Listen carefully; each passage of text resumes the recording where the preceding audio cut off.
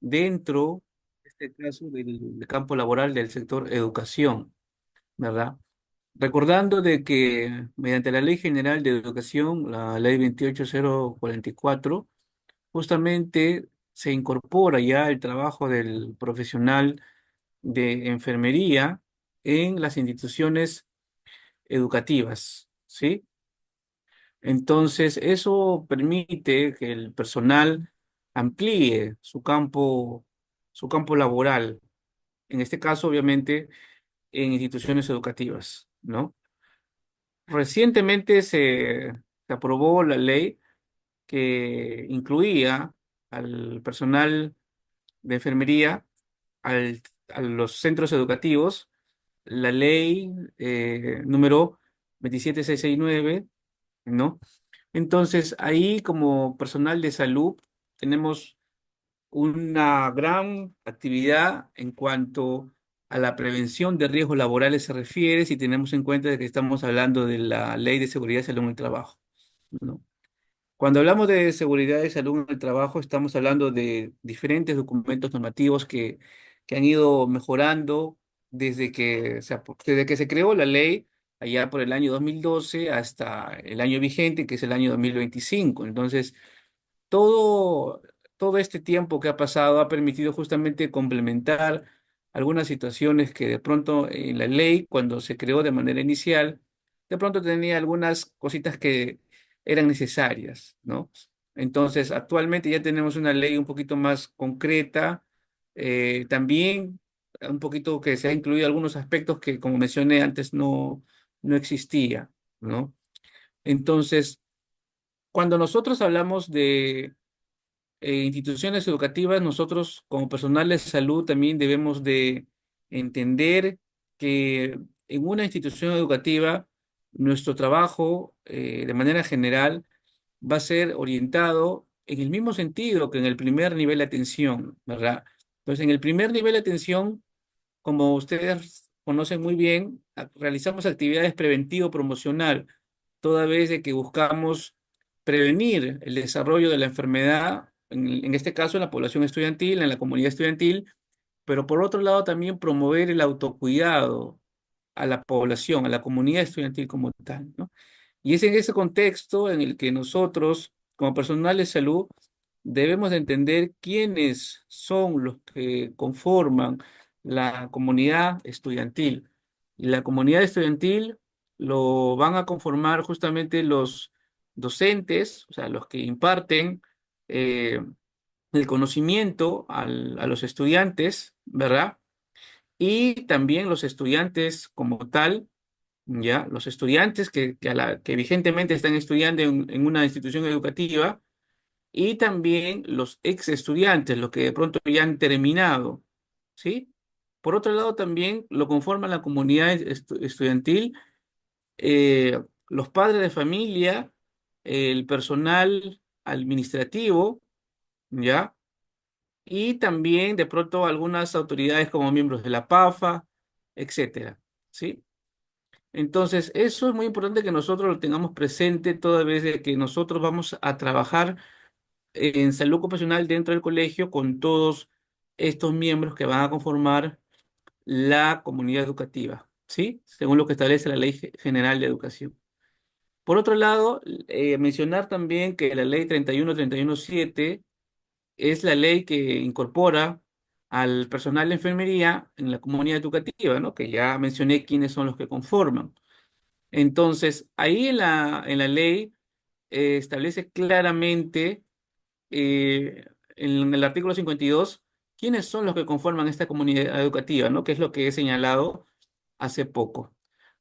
Precisar también que actualmente el personal de enfermería no es el único personal que está dentro del área de salud, que está laborando en un colegio, sino también ya están laborando otras profesiones como lo es el personal de psicología, ¿no? Obviamente ellos tienen un campo laboral distinto al de nosotros, porque básicamente el personal de psicología se encarga en poder detectar, en poder intervenir problemas que dificulten el proceso del aprendizaje, pero también, por otro lado, identificar problemas del área de salud mental, ¿no? Obviamente eso nosotros en conjunto, o sea, en equipo, con ellos podemos también realizar estas funciones toda vez de que nosotros tenemos las competencias específicas para poder realizar estas intervenciones, ¿sí? Entonces, aclarado eso, vamos ahora sí con la parte de salud ocupacional, ¿ya? Ahora, ¿quiénes conforman una institución educativa? Bueno, una institución educativa básicamente lo van a conformar pues toda la comunidad en sí, ¿no? Y una institución educativa es el lugar donde se presta el servicio educativo, ¿de acuerdo? Ahora, ¿qué nos dice la Organización Mundial de la Salud? La OMS nos dice que la salud ocupacional, el concepto que ellos definen, menciona que es un área de trabajo de salud pública y busca promover y mantener el más alto grado de bienestar físico, mental y social de los trabajadores en todas las ocupaciones. O sea, en todo lugar donde la persona, el trabajador o la trabajadora se va a desempeñar, ¿verdad? Y es parte entonces del empleador, o sea, de la persona quien lo contrata o de la institución que contrata, brindar todas las facilidades y todo lo necesario para que el trabajador pueda realizar su trabajo de una manera eficiente, salvaguardando en todo momento su salud y su integridad física, toda vez de que esto es indispensable para que pueda ejercer sus funciones de manera eficiente y bueno, no haya complicaciones en su salud que puedan complicar el desarrollo de las funciones, muy aparte, por supuesto, de generar complicaciones, ya sea a nivel de salud o también a nivel económico, ¿cierto? Toda vez de que una enfermedad ocupacional, a raíz del entorno del lugar donde trabaje el empleador, pues puede desencadenar que esta enfermedad ocupacional genere gastos que de pronto el trabajador, económicamente hablando, no esté preparado, ¿entienden? Y es algo que de pronto se ve en muchos entornos laborales y en el sector de educación no es la excepción, ¿sí? Entonces, para continuar, es necesario también que nosotros veamos un poco de la realidad en cuanto a lo que es seguridad y la parte de infraestructura en las instituciones educativas públicas, sobre todo públicas, porque son las que mayor deficiencia en cuanto a la parte de seguridad presentan. Y recordando de que justamente, como mencioné, cuando nosotros trabajamos en un colegio, estimados colegas, debemos de tener presente eso, que nosotros vamos a trabajar con toda la comunidad educativa, o sea, no solamente con los estudiantes, ¿entienden? El estudiante o el grupo de estudiantes es solamente una parte de la comunidad en sí, pero en realidad la comunidad lo conforman todas las personas que mencioné, estudiantes, ex estudiantes, directores, personal administrativo, padres de familia, miembros de APAFA, entre otros, ¿sí? Entonces, cuando nosotros vamos a laborar en una institución educativa, previo a la implementación del sistema de gestión de seguridad y salud en el trabajo, nosotros debemos de tener presente qué problemas de manera general pueden presentar las instituciones educativas, siendo que una de ellas justamente, como ustedes están viendo en la imagen izquierda de su pantalla, es la infraestructura que es deficiente, que incluso dentro de un mismo salón pueden presentar, muy aparte del problema de la infraestructura, problemas en cuanto a las condiciones saludables, ¿verdad? Ahí, por ejemplo, ustedes están viendo un colegio donde las carpetas y las sillas, como pueden ver, está todo desordenado, o sea, todo descuidado, ¿no? El lugar, el piso también se puede ver que es de calamina y que lamentablemente ahí está deteriorado e incluso ha colapsado, ¿no?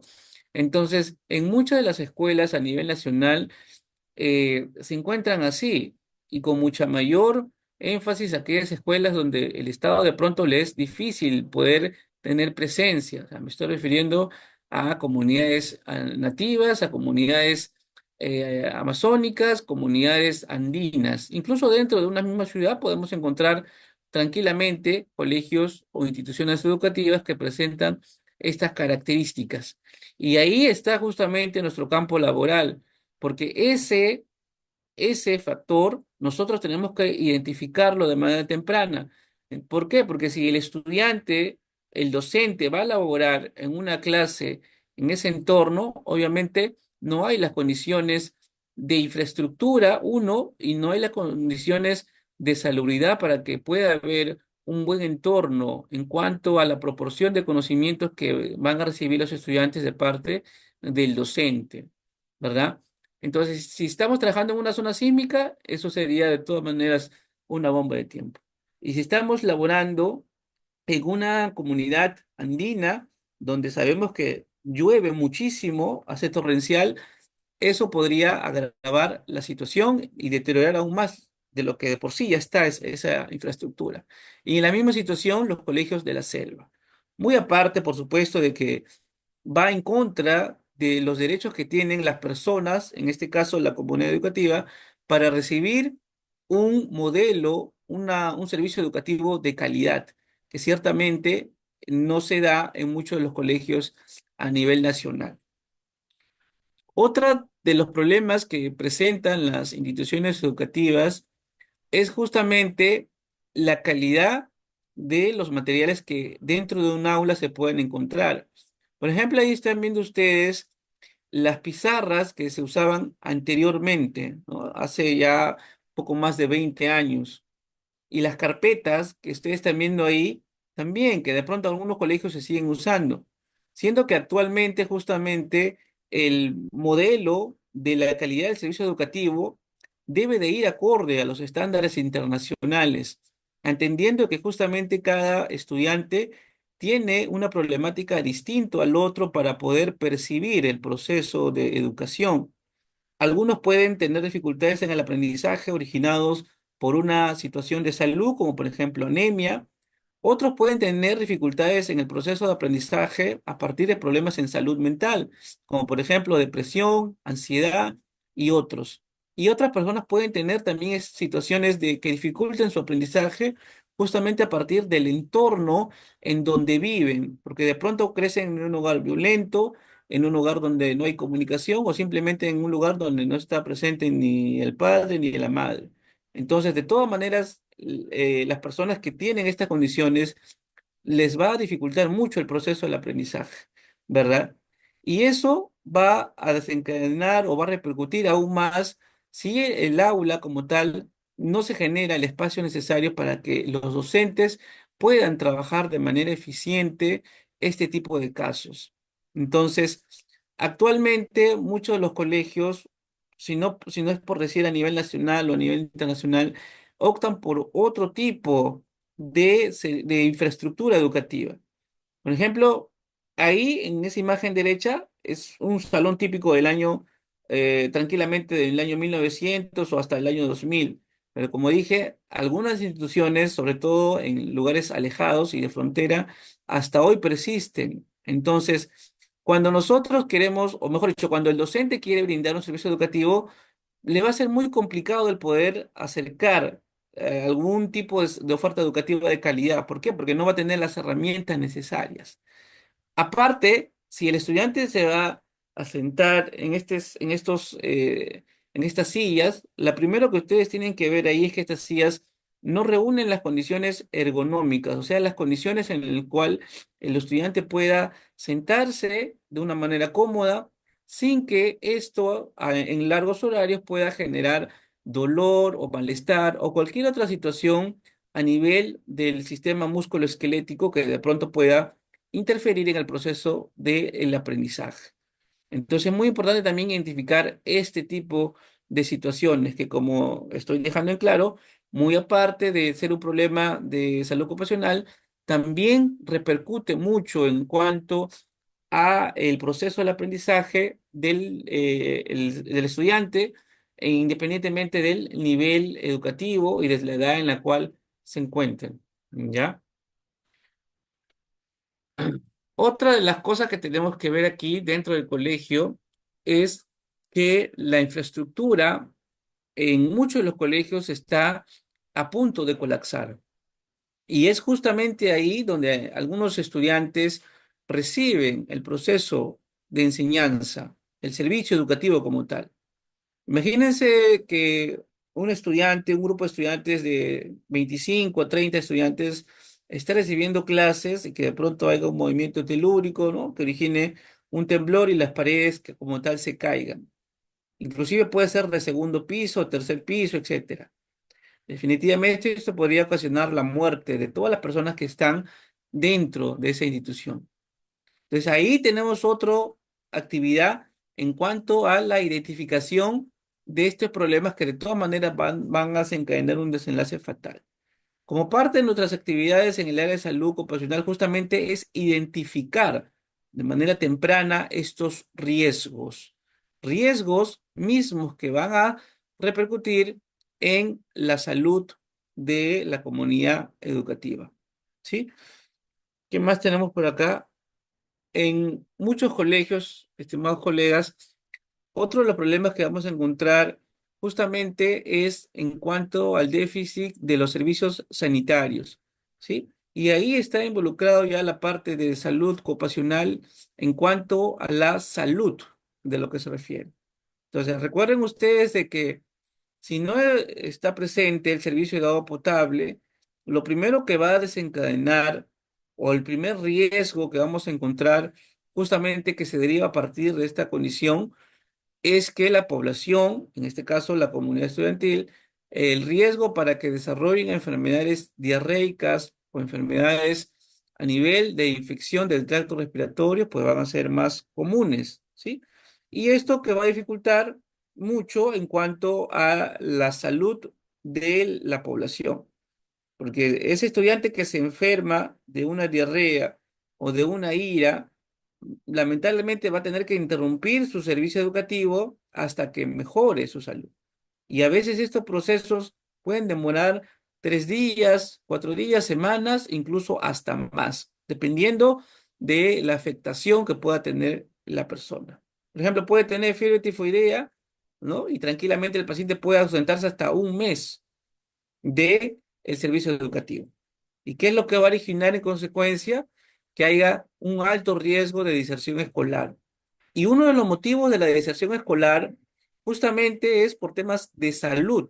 Entonces, nosotros ahí como tal tenemos que entender que este es un problema que va a repercutir con el tema de la continuidad del servicio educativo. Y es algo que nosotros por lo menos debemos de apuntar a que esto no ocurra, porque mientras el estudiante cae en lo que es diserción escolar, va a ser un estudiante que de pronto va a tener un alto riesgo de no volver a clases. Y al no volver a clases, puede tomar otras alternativas para supervivencia, como por ejemplo el trabajo de manera más temprana, de pronto encontrarse inmiscuido en prácticas social muy peligrosas, como por ejemplo la delincuencia, el consumo de drogas, etcétera.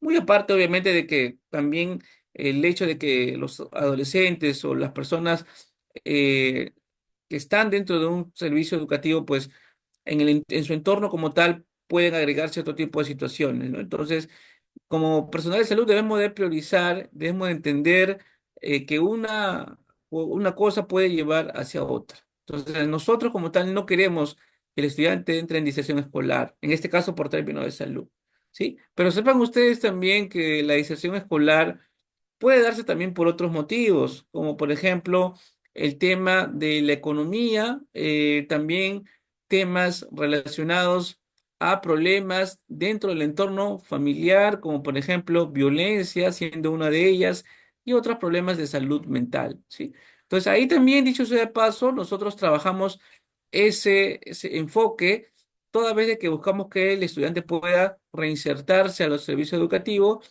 y poder seguir creciendo académicamente para que pueda tener mayores oportunidades de vida y también de desarrollo, ¿entienden?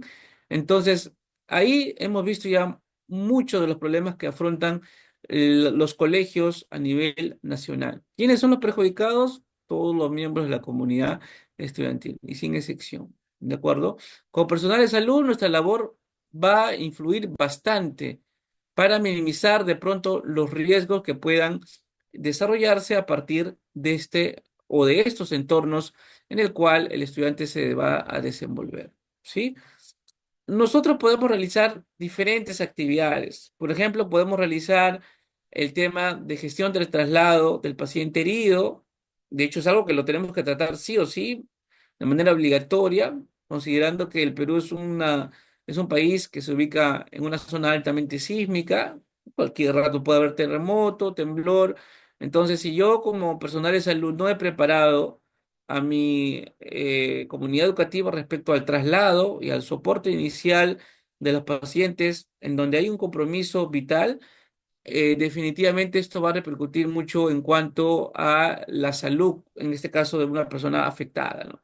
Si una persona, por ejemplo, está, vamos a suponer, ha visto un terremoto de 8 grados, se cae todo ese techo que ven en el lado izquierdo de la imagen, se cae con 20 o 30 estudiantes, ¿sí? Si nadie sabe hacer ahí un transporte de herido o nadie sabe valorar como debe de ser, la situación se va a agravar aún más, ¿no es así? Y puede desencadenar desenlaces fatales, muy aparte obviamente del desenlace que de por sí un desastre natural ya origina. Entonces, nuestra labor de manera inicial está justamente en educar a la comunidad estudiantil respecto a el tema de prevención de los riesgos laborales que puedan ser originados por las condiciones en las que, como tal, los estudiantes se desenvuelven o aquella que puede ser ocasionada de pronto por las personas que dentro de ahí trabajan, ¿ya? Entonces, para tenerlo siempre presente y para poder contribuir, en este caso, al plan de mejora. Otra de las cosas que podemos trabajar también es el tema de la señalización, porque como pueden ver ustedes ahí, el colegio no las tiene, ¿no? Señalización respecto a zonas de traslado de emergencias, de salida, entre otros. Ya, ahí solamente pueden ver una flechita, pero eso no es suficiente, pues, ¿no? Hay que enfatizar mucho más en el tema de la señalización. Entonces, hasta ahí he mencionado dos. El tema también de la educación hacia la población, a la comunidad estudiantil, respecto a algunas situaciones que puedan favorecer el buen clima relacionado a la salud ocupacional, como por ejemplo las pausas activas para los trabajadores, como por ejemplo los docentes, ¿no? Como los docentes están mucho tiempo atención por el tema del rendimiento escolar algunas veces. Entonces nosotros como personal de salud debemos entender que la salud ocupacional se encarga también de eso, de poder brindar condiciones saludables, en este caso a los profesores, para que ellos puedan desempeñarse de una manera eficiente, ¿sí? Entonces yo detecto problemas en mi comunidad estudiantil, en este caso en docentes, y luego comienzo a trabajar de manera en equipo y de manera multidisciplinaria, ¿cierto? Y eso va a ayudar muchísimo a que estas situaciones se puedan de pronto contener o minimizar su avance o en todo caso evitar que esta suceda, ¿no? ¿Ya? Ahora, vamos a ver algunos datos estadísticos, ¿ya? Vigentes a la fecha de la actualidad que van a responder justamente a esta interrogante. ¿Cómo se encuentran las instituciones públicas en el Perú? ¿Sí? Entonces, para eso vamos a ver también otros puntos, temas ahí relacionados al eh, saneamiento ambiental como tal. Entonces, cuando dentro del colegio, dentro del aula, chicos, existen estas condiciones, puedes encadenar enfermedades diarreicas, puedes encadenar enfermedades como, por ejemplo, la leptospirosis, ¿no? Entonces, ahí también, chicos, nosotros tenemos un campo de acción. Entonces, como parte de lo que es salud ocupacional, y seguridad en el trabajo, nosotros debemos de educar a esa población, a esa comunidad estudiantil, en relación a cuáles son los métodos correctos para que ellos puedan colocar las cosas que de pronto ya no utilicen, ¿no? Básicamente la basura, ¿sí? Y eso va a permitir mucho el tema de que haya una buena recolección de residuos, en este caso sólidos. Y también el tema del reciclaje, que ayuda bastante con el tema de la prevención de la contaminación ambiental, ¿sí? En el lado izquierdo ustedes están viendo ahí, justamente, miren, ve ese salón, como, ese colegio, perdón, cómo se encuentra en la parte de arriba, ¿no? Con calamina, y si no me equivoco, ahí hasta le ha caído un poco de arena, ¿no? De barro, como tal. Pasa en muchos de los colegios y eso nos invita a pensar cómo se están estableciendo el manejo del recurso político, en este caso del presupuesto, cuánto está llegando para el sector de educación, para que de alguna u otra manera estas situaciones se puedan corregir. Que vienen desde años atrás de gobiernos anteriores, sí es cierto, pero también es correcto de pronto establecer un análisis de las situaciones que se están dando en el momento para ver en qué medida de pronto se puede mejorar alguna situación o en qué medida también se está avanzando en relación a la fiscalización de actividades relacionadas al cuidado del personal, en este caso de los trabajadores, ¿no? En el entorno donde éste se desempeña, ¿ya?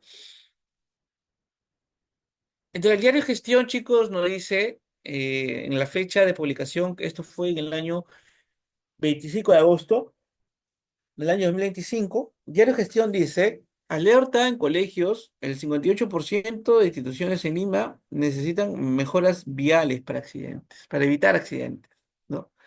Entonces, ahí, por ejemplo, sería un trabajo ya netamente de municipio, ¿no? Municipio porque son ellos los encargados de poder implementar el tema de las señalizaciones viales, del uso del semáforo, etcétera.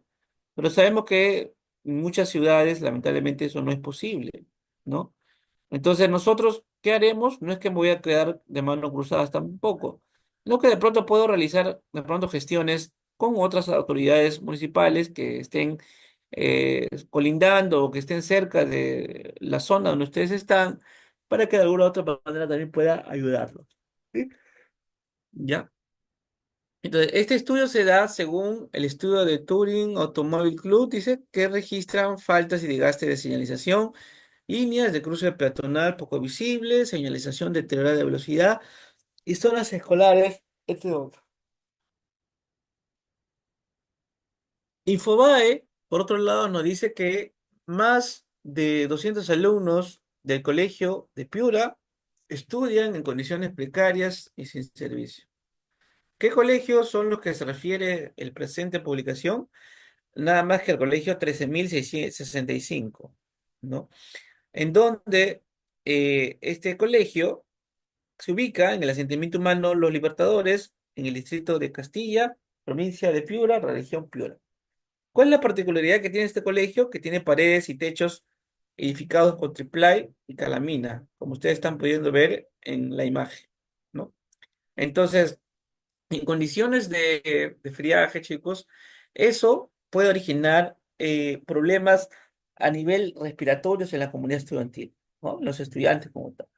Entonces ahí yo tengo que orientar y trabajar ese aspecto.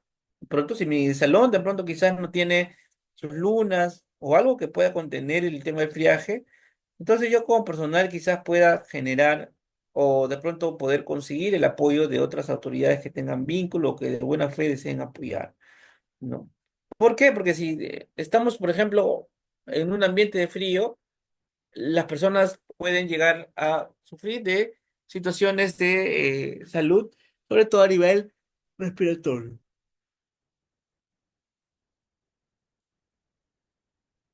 ¿Entienden? Ya. Conceptos claves que debemos de tener presente cuando se habla de seguridad y de salud en el trabajo.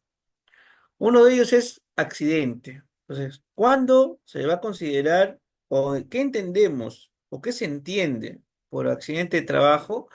Nos dice la literatura que es todo evento que pueda ser originado de manera repentina o que de pronto pueda sobrevenir por causa del trabajo o con ocasión en el trabajo, ¿ya?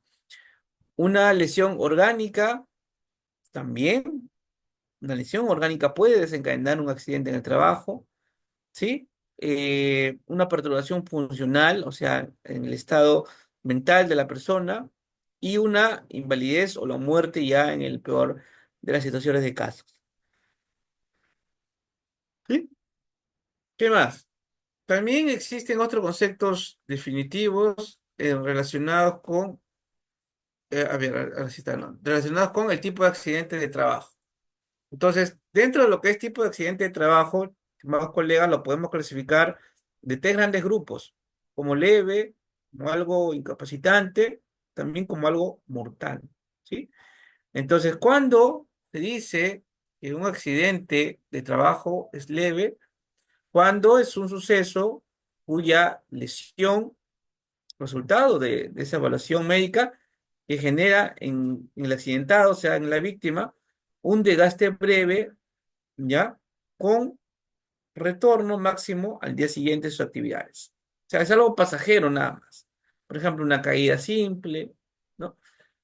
¿De acuerdo? Ahora, cuando es un accidente de trabajo incapacitante, hace referencia a un suceso cuya lesión, resultado de la evaluación médica, da lugar a un descanso y obviamente también una ausencia justificada del trabajo y también del tratamiento, ¿sí? Eso vendría a ser la parte incapacitante. Ahora, en ese contexto existen tres situaciones dentro de lo que es un tipo de accidente de tránsito originado por algo incapacitante. Y se encuentran que puede ser temporal, que puede ser permanente, que puede ser parcialmente, ¿sí?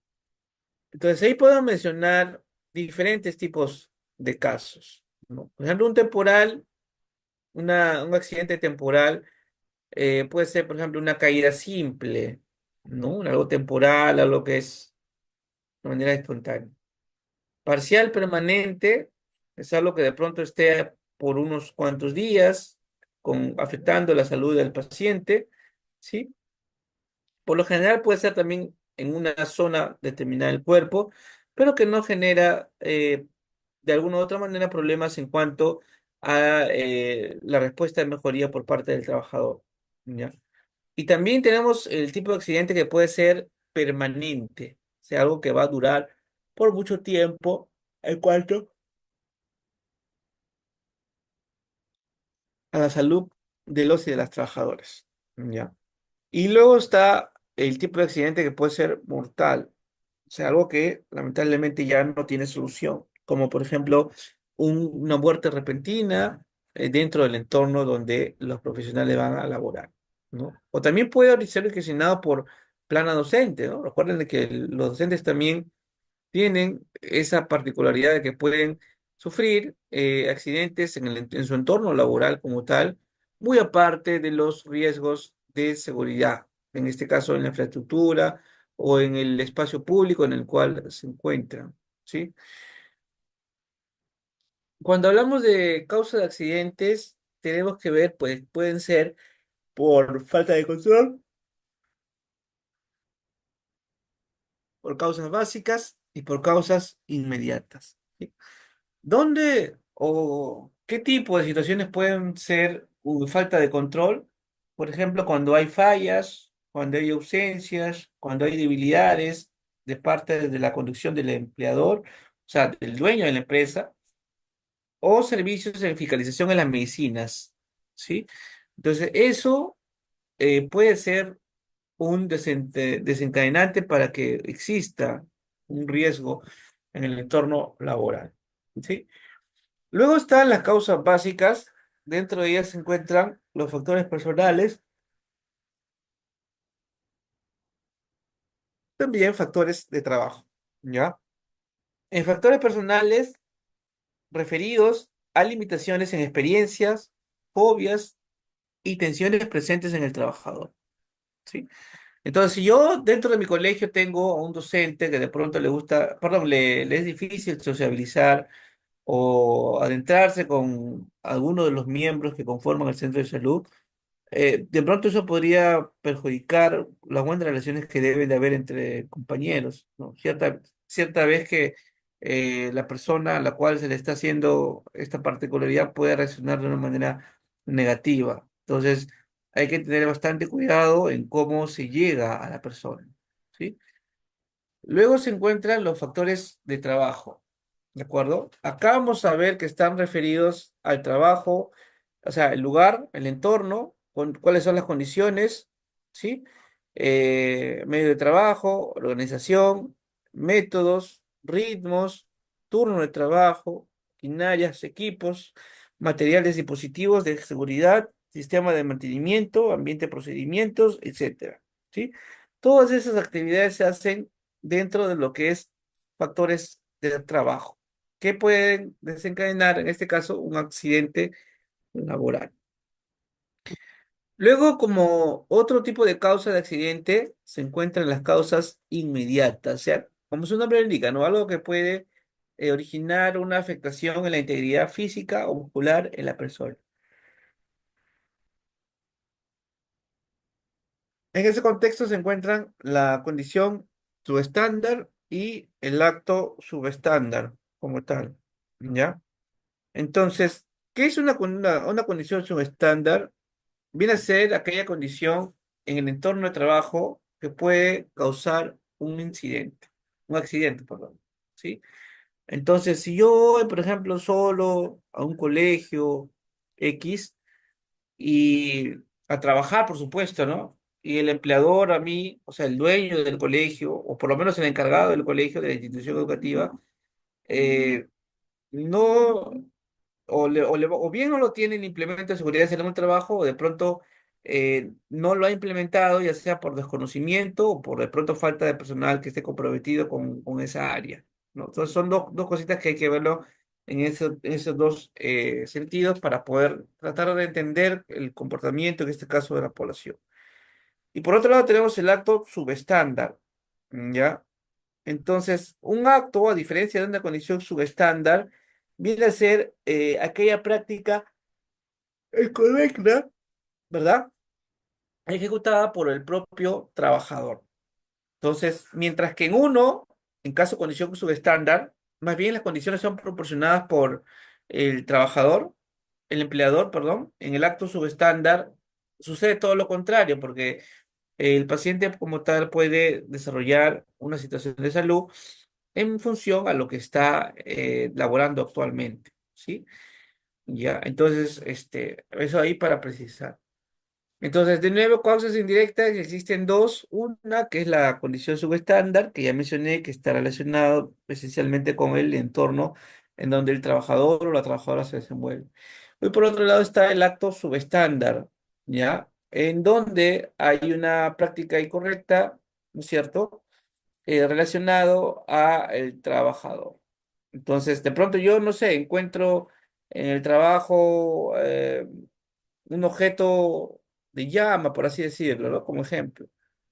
Pero si yo, siendo consciente de que eso puede ser dañino para mí como personal de salud, obviamente tengo que tener bastante cuidado, ¿no? Entonces, el no tener esos cuidados es justamente una condición subestándar. Y con un acto subestándar, perdón, y una condición subestándar es todo totalmente lo contrario, ¿ya?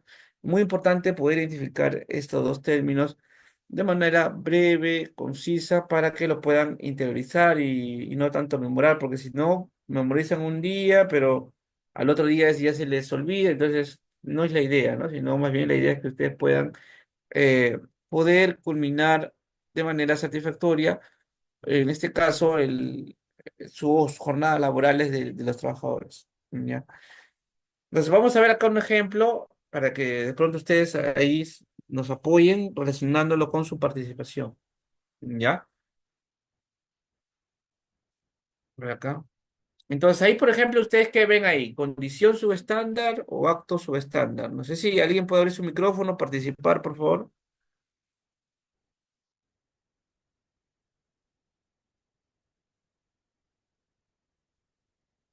Hola. A ver, alguien que pueda participar diciéndonos qué ven en la imagen, si es un acto o una condición subestándar. ¿Qué habíamos dicho? Recuerden. A ver, vamos a retroceder la diapositiva. ¿Qué es un acto subestándar? Es aquella práctica incorrecta que es ejecutada por el propio trabajador, ¿no? Ese es un acto. Ya, acuérdense, acto, primero. Y luego están las condiciones subestándar, que son condiciones en el entorno del trabajo que pueden causar un accidente, ¿no? Por ejemplo, si estamos relacionándolo a un colegio, ¿qué condiciones subestándar pueden haber? Por ejemplo, que el piso esté sucio, perdón, que el piso esté resbaloso, sucio, que no haya sillas ergonómicas para dificultar el tema del desarrollo de enfermedades musculoesqueléticas, ¿no? También, ¿sí? El tema del transporte, que también hay que mejorarlo para que de pronto la población pueda ir un poquito más tranquila.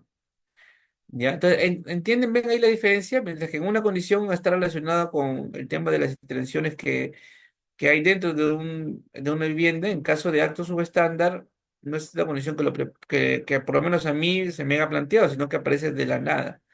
Y eso, el poder cambiar, el poder transportar objetos de residuo sólido, ayuda bastante para que la población, pues, en una u otra manera, pueda también recibir este tipo de atenciones. ¿Ya? Entonces ahí, por ejemplo, acto subestándar es la imagen superior izquierda. En la imagen superior izquierda estamos hablando de que es una condición subestándar, ¿no? ¿Por qué? Porque no se ve que la empresa como tal esté otorgando algún equipo de protección o de pronto alguna charla relacionado a el manejo o a la prevención de este tipo de casos. En la segunda imagen del lado derecho, ¿qué hay? ¿Es una condición o es un acto subestándar? ¿Mm? ¿Qué es? ¿Condición o acto subestándar? Bueno, básicamente eso sería una condición, ¿no? Porque solamente tiene, o sea, el hecho de que tenga el casco no quiere decir que de por sí ya está protegido. Solamente es un casco. El EPP es un poco más amplio que eso, ¿ya? El equipo de protección del personal. Y luego tenemos en la parte media, se encuentran ahí jóvenes subidos al Caterpillar, ¿verdad? Entonces, ese de ahí ya no sería una condición subestándar, porque no es el empleador quien está ocasionando eso, sino es más bien el propio el trabajador, quien a través de su conducta son las que cometen o ocurren eh, estos actos que son definitivamente nocivos. Porque imaginen que ese chofer eh, de ese Caterpillar pues avance rápido o retroceda rápido o choque. Entonces, los primeros que van a salir volando van a ser las personas que están subiendo, ¿no? De manera indiscriminada, ¿ya? Se pueden ver ahí notando el avance y la importancia de estos casos. Y en la imagen derecha inferior, ustedes están viendo ahí, ¿no? Una persona que está pensando. No, no está pensando, a ver, vamos a ver bien, está arreglando, ¿no? No es una, sino son tres personas ahí que están arreglando un póster, ¿sí? Pero para poder determinar si es un acto o una condición es subestándar, entonces yo digo, ¿no? Un acto subestándar es aquella condición que se produce a raíz de el desempeño laboral del trabajador, ¿no? Ahí estamos claros. Mientras que una condición va a ser todo lo contrario, o sea, va a ser una situación que se genere a raíz del autocuidado que tiene su mamá dentro de su vivienda, ¿sí? Ya, volviendo al tema. Ahí, por ejemplo, en la imagen inferior derecha están viendo ahí tres trabajadores que están trabajando en un póster, ¿no? Entonces ahí, primero que ver ahí que no tienen de pronto el EPP de manera completa, ¿no? Solamente tienen un casco azul, pero no se logra determinar si de pronto tienen un equipo de contención en caso de que de pronto cayeran o se resbalaran, etcétera. No, no, no, no se ve. Entonces el peligro inminente que va a tener esta población en cuanto suceda una catástrofe como un sismo, por ejemplo, es que pueda caerse el póster, ¿no? Y las personas puedan fallecer también. Toda vez que eso tiene una altura bastante alta y también bastante considerable, ¿sí? Entonces ahí vieron la diferencia entre lo que es un acto subestándar y una condición subestándar como tal, ¿ya? Ahora, cuando nosotros hablamos de seguridad y salud en el trabajo, chicos, esta ley es la ley 29783, ¿sí?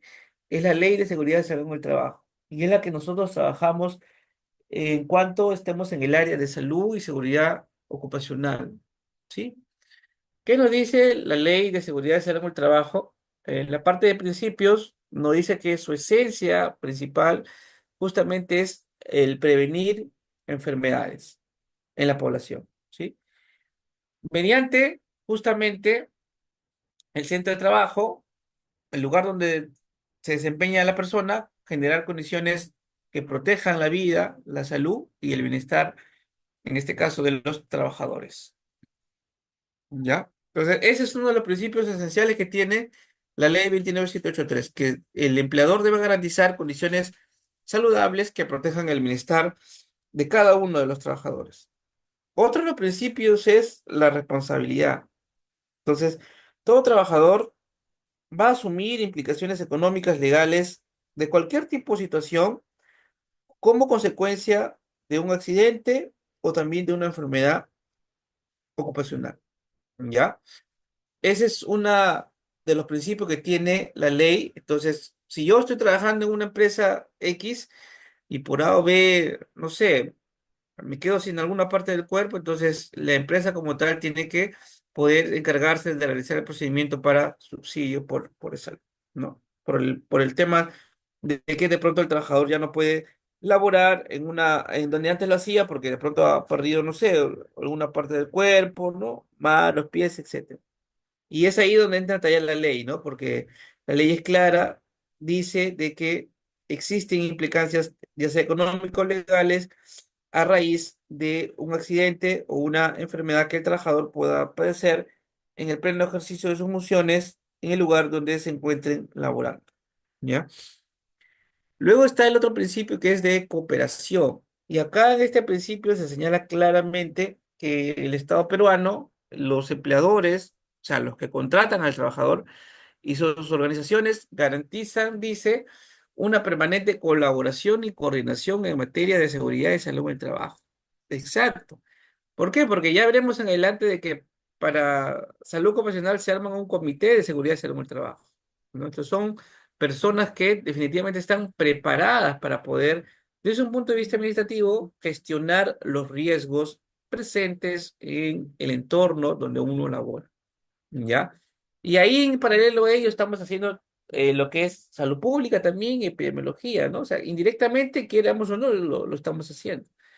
Porque cuando hablamos de salud pública, justamente estamos hablando de que va a haber, o mejor dicho, se centra en una actividad multidisciplinaria en la cual busca empoderar a la población en relación al autocuidado, ¿verdad?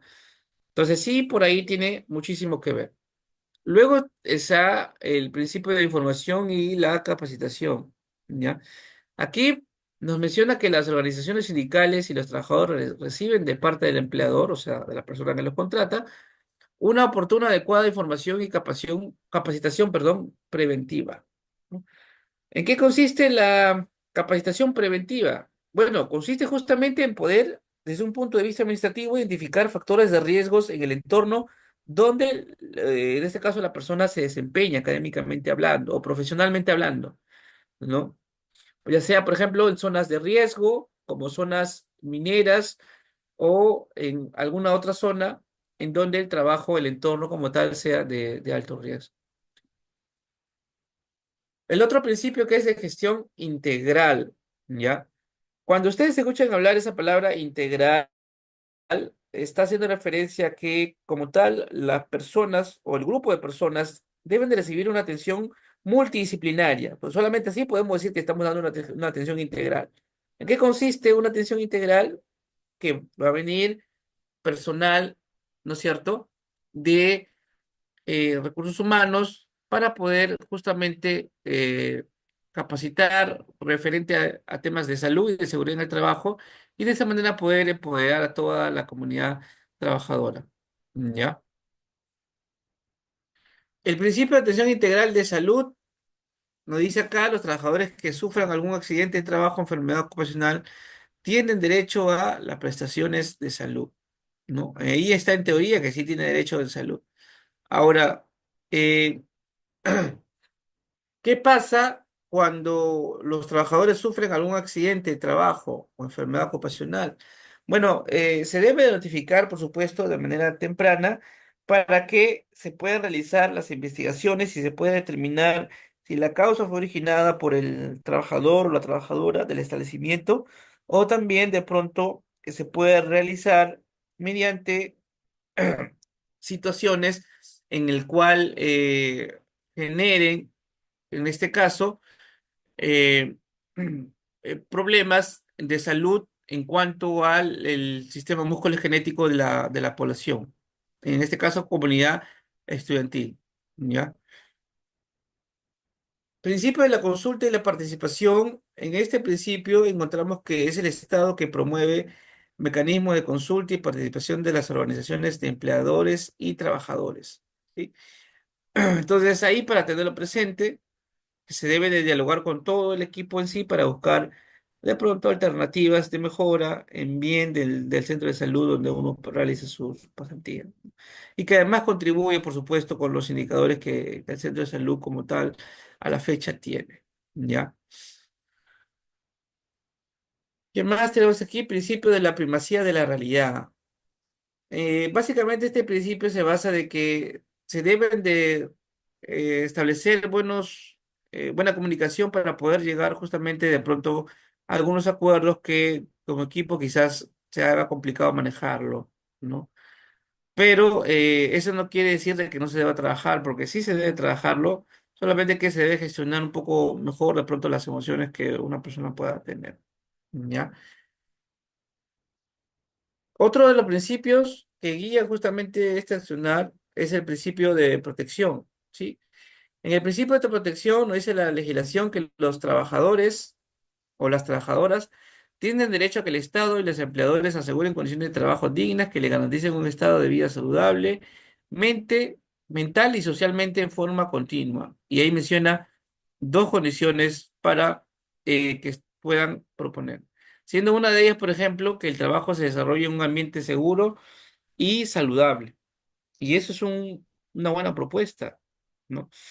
Sobre todo acá en las zonas más alejadas de la ciudad, donde muy tranquilamente uno lo puede encontrar. Que las condiciones del trabajo sean compatibles con el bienestar y la dignidad de los y de las estudiantes. Claro, muy interesante también, ¿ya?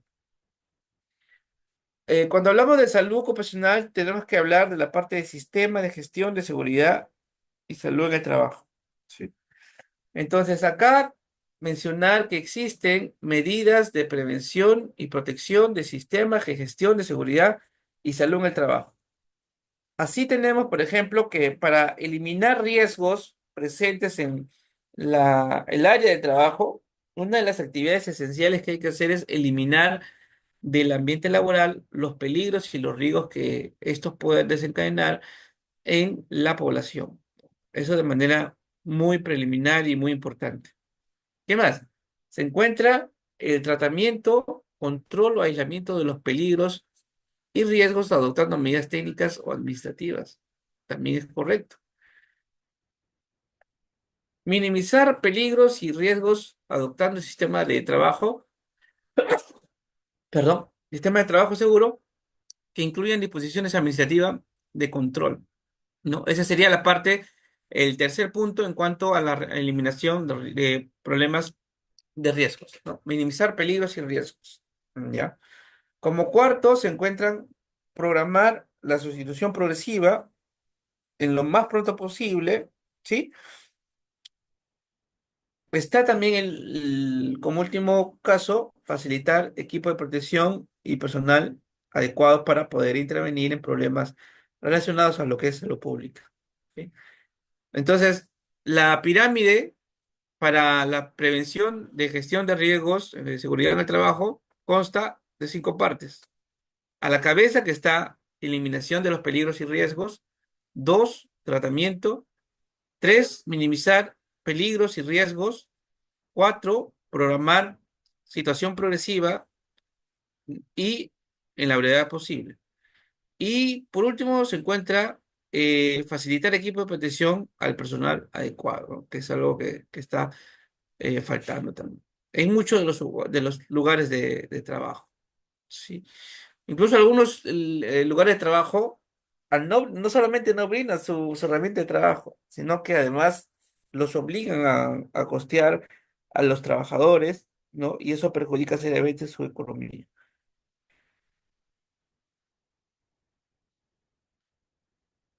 Luego está la organización del sistema de gestión de seguridad y salud en el trabajo, ¿sí? Entonces, la responsabilidad de este sistema recae directamente del empleador, quien va a asumir el liderazgo y compromiso de estas actividades en la organización. En cuanto a lo que es el sistema de gestión y seguridad en el trabajo.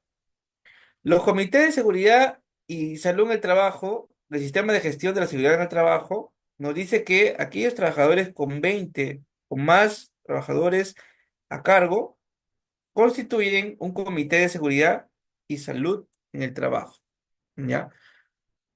El supervisor de seguridad y salud en el trabajo dice que en aquellos centros de labores, o sea, de trabajo como tal, que presenten 20 o menos de 20 trabajadores, tendrán los mismos requisitos que quieran de pronto realizar procedimientos como eh, supervisar, supervisor de seguridad, perdón, y salud en el trabajo, ¿ya?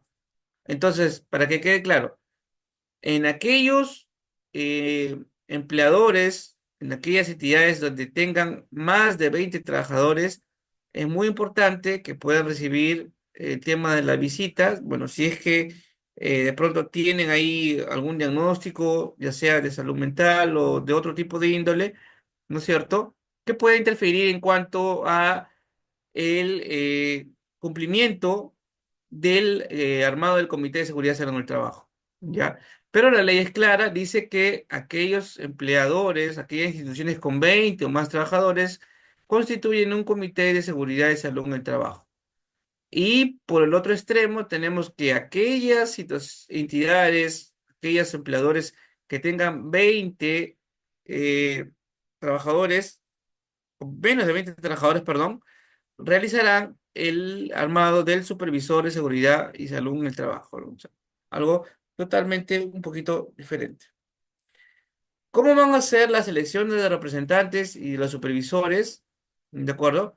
Aquí mencionar que van a ser los mismos trabajadores, o sea, sus propios compañeros que inicialmente lo habían proponido o proponida, dependiendo si son hombre o mujer, son los que van a elegir a sus representantes ante el Comité de Seguridad y Salud en el Trabajo, o también para los supervisores de seguridad y salud en el trabajo. ¿No? Viene a ser una elección democrática, una elección justa también. El Reglamento Interno de Seguridad y Salud en el Trabajo dice que aquellas empresas con 20 o más trabajadores van a elaborar en su defecto un reglamento interno de seguridad y salud en el trabajo. ¿Qué servicios de seguridad y salud en el trabajo se pueden ofrecer? Bueno, de varios tipos, ¿verdad? Y se pueden proponer o se pueden ofrecer el servicio de identificación y evaluación de los riesgos que puedan afectar la salud en el trabajo. Y eso de aquí, este punto, va a estar muy relacionado con las medidas de control, de prevención del sistema de gestión de salud del trabajo, ¿no?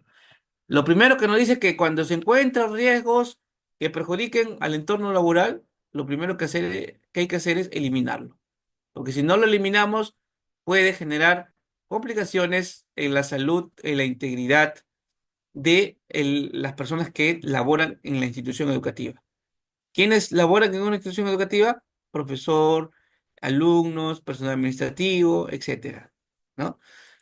Ya, esa es la primera medida que hay que hacer ante una situación de riesgo, la eliminación como tal, ¿sí? Ya, ¿qué más nos dice? Vigilancia de los factores del medio ambiente, del trabajo y de las prácticas de trabajo. Miren, así como nosotros en epidemiología tenemos el BEA, que nos permite a nosotros monitorizar cómo se distribuye, cómo se encuentra, cómo se desarrollan enfermedades sujetas a vigilancia epidemiológica, en salud ocupacional igual. Realizamos una vigilancia constante a aquellas situaciones que puedan desencadenar riesgos ocupacionales, ¿no? Accidente de trabajo, discapacidad, etcétera, etcétera. ¿Sí? Y toda vez de que esto permite justamente poder evitarlos, prevenirlos como tal. ¿Ya?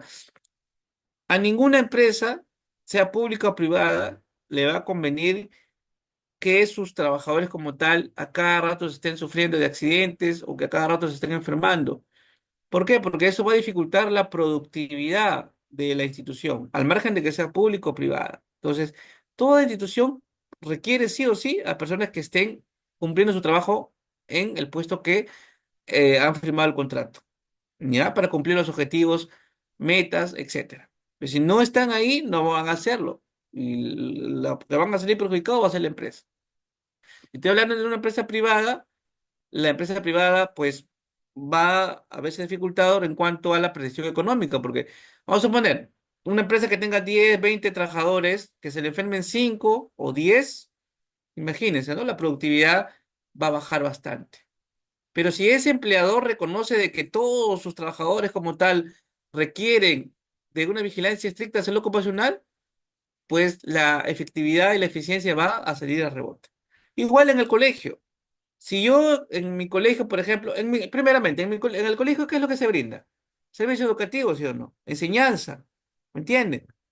Y esa enseñanza se imparte a los estudiantes. Entonces, si yo en el colegio X tengo 30 o 40 docentes, cada uno enseña una materia distinta, se me enferman 5 o se me accidentan en el mismo entorno laboral 10 profesores, me van a quedar ¿cuánto? 30, ¿no? Y recuerden de que por un docente, o mejor dicho, un docente puede llegar a enseñar hasta 20 o hasta 25 estudiantes, ¿me entienden? Pongámosle ya 25 estudiantes, uno. Entonces, que se me enfermen 5 docentes, ¿a cuántos estudiantes va a perjudicar? ¿Mm?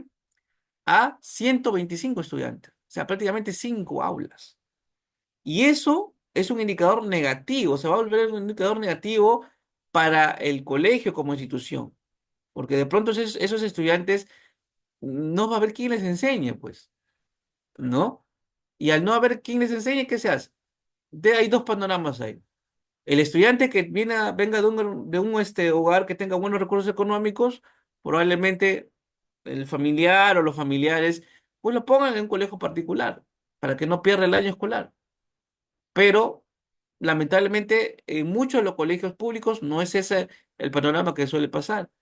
Entonces se tiene que esperar, se atrasa el año escolar y de lo que debió terminar en diciembre, de pronto prosigue hasta marzo del año siguiente, ¿no? Entonces, un poquito que dificulta mucho el logro de los objetivos en cuanto al el sector educación, si se dan cuenta, ¿sí? Por eso es importante la vigilancia, para evitar justamente que estas situaciones lleguen, ¿ya? ¿Qué más? Dice, asesoramiento sobre la planificación y la organización del trabajo. Entonces, es muy importante, pues, cuando se tiene organizado y planificado bien qué es lo que se va a trabajar en función a los riesgos que pueden encontrar en el entorno laboral, pues eso va a ser más productivo para nosotros como personal. Uno. Dos, que va a repercutir también en cuanto a la calidad de la atención que va a recibir la persona, o bueno, el grupo de personas, ¿no? Porque estamos hablando de una comunidad. Salones, pasadizos, que no tengan o que no se encuentren en situaciones de riesgo, como tal, la población estudiantil, la comunidad estudiantil va a poder realizar sus actividades sin ningún tipo de inconveniente. Pero si no hay estas condiciones, no va a ser posible. Entonces, ¿qué hay que hacer? Asesorarnos respecto a una planificación ordenada, ¿ya? Y trabajarlo de manera grupal para poder justamente hacerlo también más flexible, más participativo. Participación en el desarrollo de programas para el mejoramiento de las prácticas de trabajo. Y bueno, eso parte, mira, es parte también de la capacitación, ¿verdad? Que van a recibir los trabajadores, en este caso, personal administrativo, personal de salud que se encuentra laborando en el colegio, o personal directivo, ¿ya? ¿Qué más tenemos aquí? Dice asesoramiento en materia de salud, de seguridad, higiene en el trabajo y de ergonomía. Y adivinen quién va a hacer este punto. El personal de salud, pues chicos. Sea enfermera, sea psicólogo, etcétera. Lo hace el personal de salud, ¿sí? Entonces, ¿de qué voy a asesorar yo en mi comunidad educativa? De nada. No, sí voy a asesorar. Pero para eso, como mencioné previamente, debe de haber una vigilancia, debe de haber una identificación. Entonces, si yo en el colegio donde estoy laborando encuentro de que de pronto los pasadizos están resbaladizos, que las escaleras no están bien construidas, o que de pronto el techo del salón no está con una característica saludable en cuanto al techo, ¿no? Del salón, o que de pronto el tomacorriente no está funcionando bien, ya, eso de ahí, colegas, esos son problemas o son riesgos que pueden desencadenar problemas en cuanto al entorno de salud en el cual van a laborar las personas. Entonces, si yo como profesor en mi salón, mi enchufle no está funcionando, ¿no? O está todo así ya que se quiere salir y yo voy a usar mi multimedia, lo conecto, puede pasar, ¿qué cosa? Un cortocircuito, ¿no? O de pronto el mismo profesor que va a conectar, de pronto le puede pasar la corriente, se puede electrocutar y el profesor puede fallecer, ¿me entienden? Entonces, ¿de qué voy a asesorar yo? De función a los riesgos que encuentre en el entorno laboral. Si encuentro que el tomacorriente del salón no funciona, entonces coordinar, ¿no? Con las autoridades correspondientes para que se pueda solucionar este problema y también al mismo tiempo asesorar a mi población, ¿no? ¿Qué cuidados o cómo intervenir ante una situación de este tipo de casos, ¿no? De el tema de la elasticidad, del cortocircuito, etcétera. ¿Cómo reaccionar? ¿Cómo intervenir? ¿Ya? Si yo tengo, por ejemplo, que mi pasadizo de mi salón o del pabellón del colegio está todo resbaladizo, ya, ese es un riesgo. ¿Cómo voy a asesorar ahí? Ah, muy bien. Entonces lo trabajaré con el área de limpieza para que de pronto use otro tipo de mecanismos de limpieza, ¿no? Que no generen que el piso esté resbaladizo. De pronto que usen de pronto otra forma o quizás que se cambie del piso, que sería de pronto lo más correcto, ¿no? Y al mismo tiempo podemos orientar o capacitar a la comunidad estudiantil respecto a cómo intervenir inicialmente ante una situación de fractura, ¿no? O de esquince o de luxaciones, porque, claro, los chicos ahí en el colegio pues, están muy activos, corren, saltan, juegan, entonces no discriminan mucho el tema si les hace bien o les hace mal, solamente disfrutan el momento, ¿verdad? Entonces yo tengo que estar preparado. Y si yo estoy solo en un colegio con 3.000 o 2.000 estudiantes, probablemente se me es difícil poder manejar estos casos o poder intervenir estos casos si se presentan en más de uno o dos. Pero si yo lo flexibilizo, si yo de pronto capacito a 3 o 4 personas de cada salón, entonces esto va a generar que el conocimiento se imparta, que sea una cadena. Entonces, si yo no puedo quizás atender 2, 3 casos, pero al capacitar a varias personas del salón, varios estudiantes del salón, a los profesores incluso, o a los personal administrativo, pues eso me va a ayudar a mí a que en cuanto ocurriese este evento, ya sea porque por algo que ha sido ocasionado en el mismo entorno laboral, o ya sea porque ocurrió a raíz de de un evento desastre natural, como un terremoto, por ejemplo. Entonces, eso me va a ayudar a mí a que la población pueda recibir una atención de manera más temprana, más oportuna, y así pueda yo evitar, minimizar complicaciones, ¿sí? Entonces, en base a eso va. Pero también podemos encontrar otros problemas en el entorno del colegio, ¿no? Por ejemplo, problemas relacionados con el estrés, con la postura, ¿no? Como vimos en la lámina inicial, muchos de los salones no cuentan con una silla ergonómica. Entonces, si no cuentan con esta silla ergonómica, primeramente que los estudiantes aquí van a estar ahí sentados incluso en algunos colegios por jornada escolar completa. O sea, desde que las 8 de la mañana hasta las 3 4 de la tarde. Imagínense, estar constantemente, diariamente en esas sillas, al estudiante como tal, a largo o mediano plazo le va a doler mucho la espalda.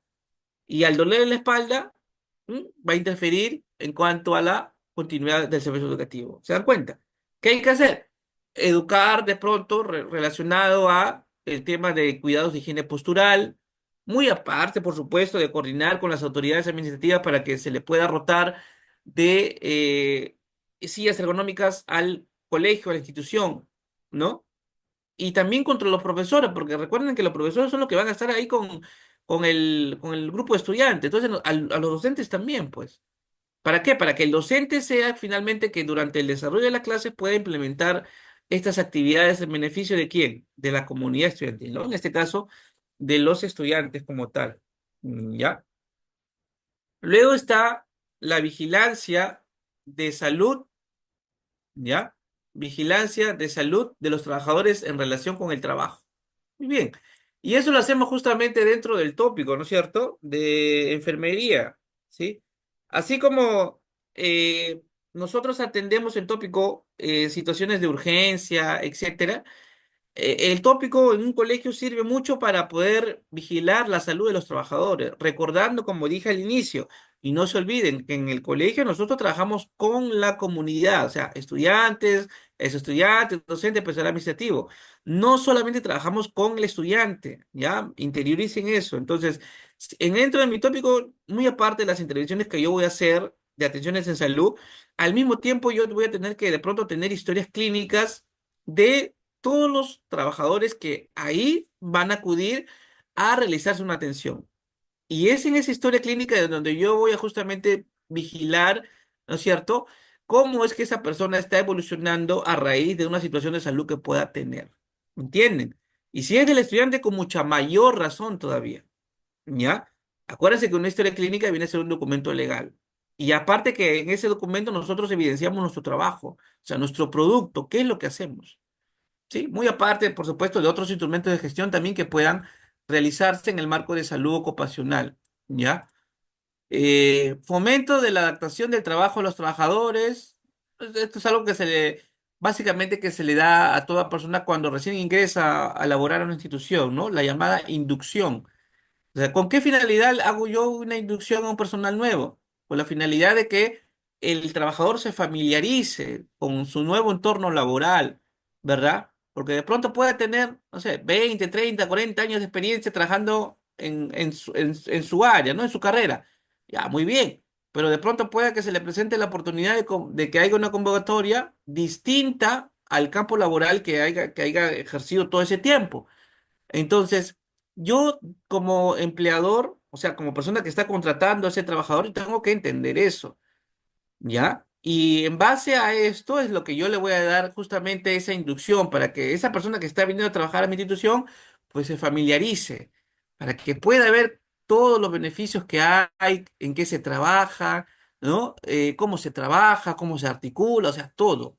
Y eso va a ser un buen inicio, un buen punto de partida para que se genere un buen clima laboral, que es algo que se trabaja también muchísimo en todo lo que es salud ocupacional, el clima laboral, en cómo se manejan las relaciones de trabajo en un entorno laboral, ¿no? Que en este caso es del sector educación, ¿ya? ¿Qué más? Asistencia en pro de la adopción de medidas de rehabilitación profesional también. Colaboración de la difusión y las informaciones en la formación y educación en materia de salud e higiene en el trabajo y de ergonomía. También, claro, porque cuando hay, por ejemplo, chicos, en la matriz de la identificación de riesgos, la matriz I per se, cuando se identifican riesgos, no es solamente que yo como equipo de salud ocupacional lo voy a manejar junto con todos los demás miembros. O sea, no es que la información va a quedar solamente para mí, no, sino que esa información yo lo tengo que sociabilizar con todas las personas que trabajan en el sitio, en el lugar donde yo estoy. ¿Y quiénes van a ser esas personas? Los alumnos, ¿no es cierto? Los profesores, personal administrativo, personal de limpieza, ¿verdad?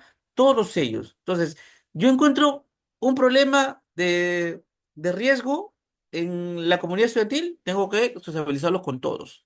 ¿Pero con qué finalidad los sociabilizo? Con la finalidad justamente de poder prevenirlas, para que todos sepan cuáles son los riesgos que implican el poder estar expuesto a situación X, ¿no? Entonces yo encuentro, de nuevo, retomando el ejemplo, yo encuentro que a nivel general de todo el colegio tienen tomacorrientes que están desgastados, que ya están por salirse y están todos deteriorados. Ya, ese es un riesgo. Y yo como tal, no es que me lo voy a quedar para mí, sino que lo voy a sociabilizar con todos. Pero ustedes me dirán ahí, pero docente, ese es algo que todo el mundo lo puede ver. Ah, claro, es cierto, todo el mundo lo puede ver. Pero ¿cuál está la diferencia? En que yo como parte del equipo de seguridad y salud en el trabajo, yo voy a intervenir y voy a orientar a la comunidad estudiantil respecto a los riesgos que esto implica y algo muy importante respecto a cómo intervenir en caso de que haya de pronto un cortocircuito o, por ejemplo, cuando una persona se electrocute, etcétera, ¿no? Esa va a ser la diferencia, ¿entienden? Y eso es lo que se tiene que sociabilizar justamente en cuanto a lo que es seguridad y salud en el trabajo, ¿no? En cuanto a la matriz y o sea, todos tienen que saberlo. No es solamente el conocimiento que debe quedar para nosotros, no sociabilizarlo. Mientras más sociabilice, mejor, porque así todos estamos enterados y todos vamos en misma onda, en misma sintonía, ¿ya? Organización de los primeros auxilios y de la atención de urgencia, ¿no? Aquí viene ya una planificación para poder atender a situaciones que de pronto puedan generar peligro en cuanto a la salud de las personas, ¿no? Básicamente, a decisiones de primeros auxilios. ¿Con qué finalidad hago un primeros auxilios? Justamente con la finalidad de poder restablecer o mantener la salud de la persona, evitando complicaciones. Por ejemplo, ante una situación de hemorragia, de quemaduras, de convulsión, de fracturas, ¿no? De un paro cardíaco también, ¿sí o no? Entonces, ante esta situación yo hago primeros auxilios. Y esto es algo que también debo de trabajarlo en equipo. Recuerden de que cuando ustedes trabajan con profesores, chicos, muchos de los profesores seguramente van a tener antecedentes de comorbilidad, diabetes, hipertensión, entre otras patologías. Entonces, si yo tengo, por ejemplo, dentro de mi plana docentes, que son, por ejemplo, 300, con que 10 tengan problemas con hipertensión, ahí nada más yo tengo que ver de que probablemente puedan hacer un evento que pueda perjudicar sus alumnos, como por ejemplo un paro cardíaco, entre otros, ¿ya? Entonces, ¿qué me interesa a mí?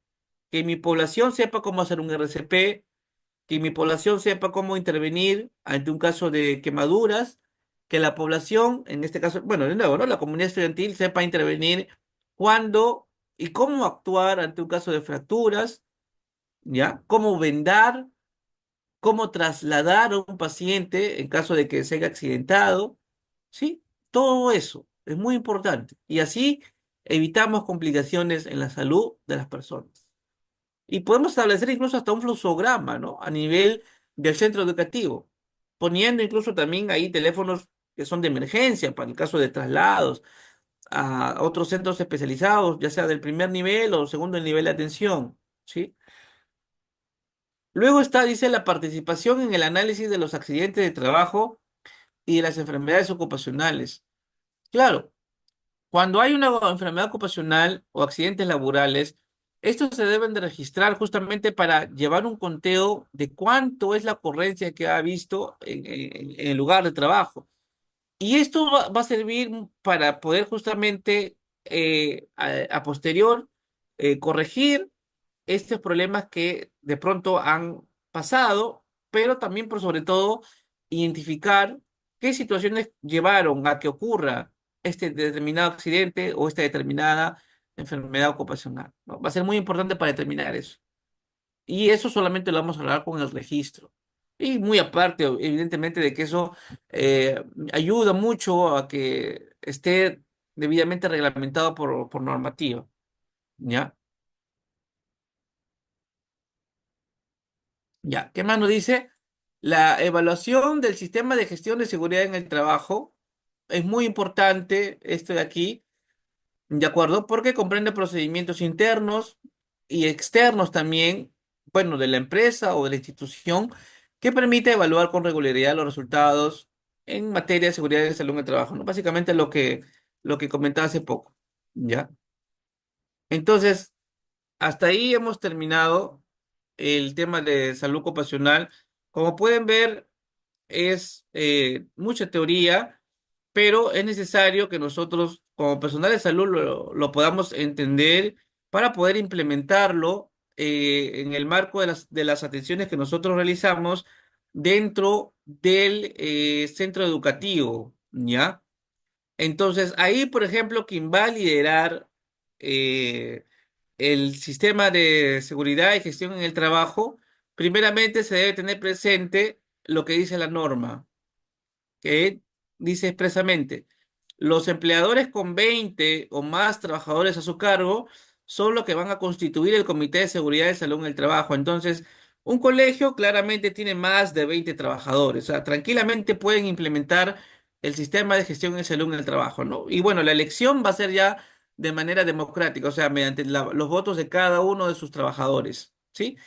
En tanto que aquellos colegios o aquellas instituciones donde haya menos de 20 trabajadores, ¿ya? Van a ser los mismos trabajadores quienes van a nombrar al supervisor de seguridad. O sea, va a ser las veces. de lo que es gestión de seguridad en el trabajo. Pero ambos se orientan justamente, estimados colegas, ambos, ya sea el Comité de Seguridad de Salud en el Trabajo o ya sea la Supervisión de Seguridad de Salud en el Trabajo, ambos se orientan justamente a prevenir daños de la integridad en los trabajadores, en el contexto, en el lugar donde se están desempeñando. ¿Sí? Entonces ahí vamos a tener una participación muy importante porque a veces los profesores, como tienen mucha carga académica, mucha carga pedagógica, ellos, claro, votan sí, pero por competencia específica deciden, mediante su votación, por supuesto, democrática, que el sistema de gestión de seguridad en el trabajo o la supervisión de seguridad en el trabajo lo lleve a cabo alguien que de pronto tenga más contacto con el área, que en este caso puede ser, por ejemplo, o bien un personal de enfermería, o bien un personal de psicología, o bien otro profesional relacionado al área, ¿no? Eso no quiere decir que los profesores le van a decir que no van a participar, ojo, porque sí van a participar, ¿me entiendes? Así hay una participación, pero es muy importante que tengan presente esto que les estoy diciendo. Ya. Es muy bonito el campo de salud ocupacional porque se trabaja mucho, como pueden ver, la parte de prevención de riesgos laborales y va de la mano también, como dije al inicio, de las atenciones que realizamos en el primer nivel. Recuerden, el primer nivel, ¿qué buscamos? Prevenir las enfermedades y promocionar estilos de vida saludable, ¿no? Y en caso acá del colegio, igualito, ¿no? Prácticamente hacemos lo mismo del primer nivel de atención y bueno, si queremos implementar el SST, también implementamos SST, pero el SST está enfocado a la prevención de daños, de enfermedades o de situaciones que puedan desencadenar un malestar en cuanto a la salud de los y de las trabajadores, ¿ya? Tal cual como nos indica la Organización Mundial de la Salud. ¿Sí? Ya, entonces no sé si hasta aquí tengan preguntas, sino para terminar con la clase.